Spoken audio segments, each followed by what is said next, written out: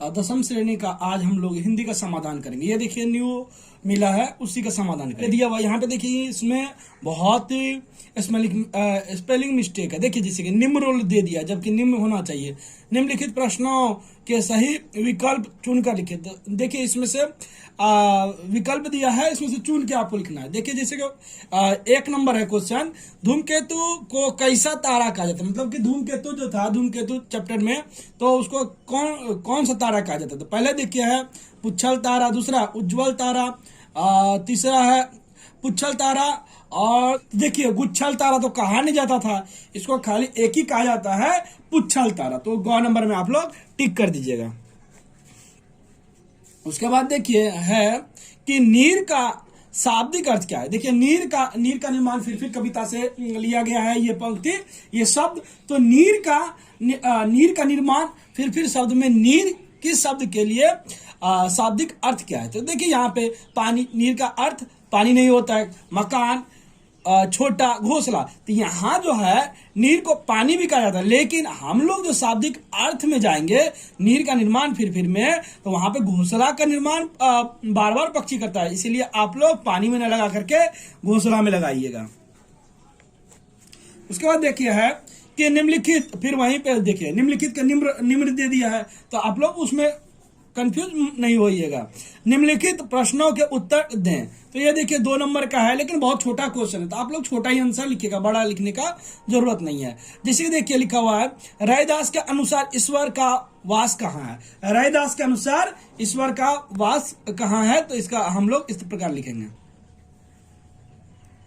देखिए आप लोग इस प्रकार लिख दीजिएगा कि रैदास के अनुसार ईश्वर का वास घाट में है। ये पूरा पंक्ति में आप लोग लिखिएगा तो अच्छा होगा। उसका बाद दूसरा नंबर देखिए है कि सिख बीवी ने सोफिया से लाहौर से क्या लाने को था।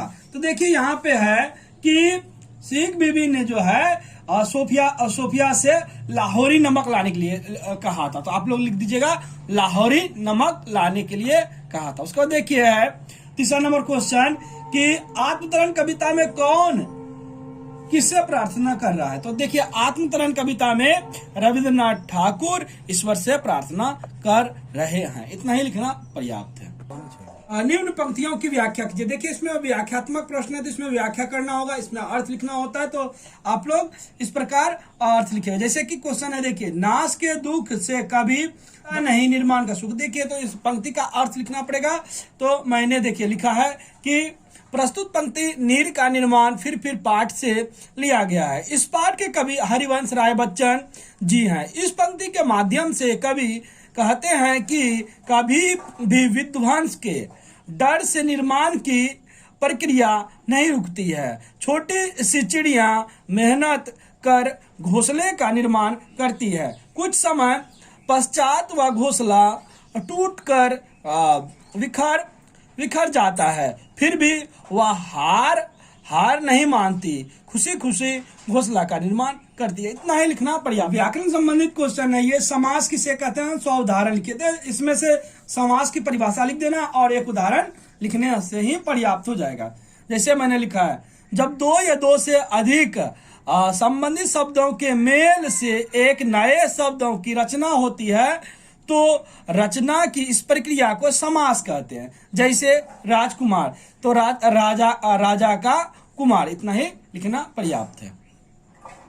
देखिए अंतिम है कि हिंदी में अनुवाद कीजिए। हिंदी में 3 नंबर का अनुवाद करने के लिए मैंने देखिए हिंदी में अनुवाद कर दिया है। इसी प्रकार आप लोग भी लिखिएगा। कड़ी मेहनत को सफलता का कुंजी कहा जाता है। बिना मेहनत चीज की प्राप्ति नहीं होती है। काम सभी काम एक बड़ी रामबाण औषधिया। मतलब जब तक नहीं आप लोग काम कीजिएगा तब तक उससे नहीं कुछ होने वाला। इतना ही लिखना पर्याप्त है।